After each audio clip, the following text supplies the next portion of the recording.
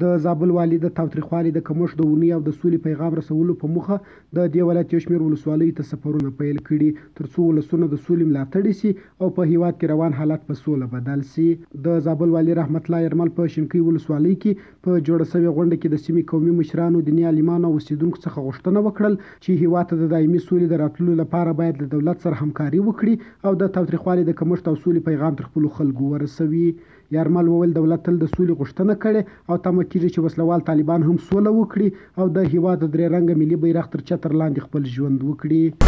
دغه د سولې مسایل چې راغله یا تیر کال کې د اختر اوربند چې راغی دا یوازې او یوازې د دغه حکومت چې په راس کې جلال الطماب رئیس صاحب جمهور و د هغه هلې ځلې او کوښښونه وه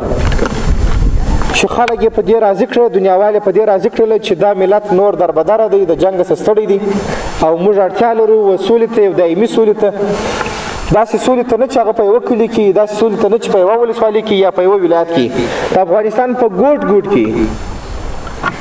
په ټولو ولایاتو، ټولو ولسوالیو او په ټولو کلیو کې سولې. د شینکۍ ولسوالۍ ولسونو د افغان حکومت او وسلوالو طالبانو ترمنځ د تاوتریخوالي د اونۍ د کمښت څخه خپل ملاتړ اعلان کړ او په ټول هیواد کې د تلپاتې سولې او ملي یووالي غوښتنه وکړه. دوی وویل روانې جګړې د افغان وژنې پرته بله کومه ګټه نه ده درلودلې، نو اړتیا ده چې د سولې لپاره عملي او مؤثر اقدامات ترسره سي. دوی همدا ډول د خپلې سیمې ستونزې او غوښتنې هم د زابل والي سره د حل په موخه شریکې کړې. اونۍ ده چې په دې اونۍ کې د ټول افغانستان کې تاوتریخوالی کم شوی ده. موږ ټوله ولس د تلپاتې سولې غوښتونکي یو. خدای تعالی دې وکړي د سوله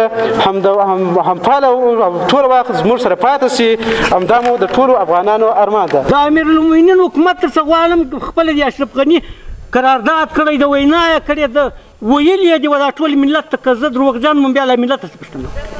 نور د دغه وینې چې قرباني ورکوي دا انسانان چې ولا دا قرباني ورکوي دا وینې دا د قرباني نور پر خلکو مه راخرڅوئ. د زابل والي په داسې حال کې د دې ولایت ولسونو ته د سولې پیغام لېږدوي چې نن د تاوتریخوالي د کمښت د اونۍ 6مه ورځ ده چې د سوي هوکړې له مخې به د راتلونکي اونۍ د شنبې تر ورځې پورې دوام وکړي.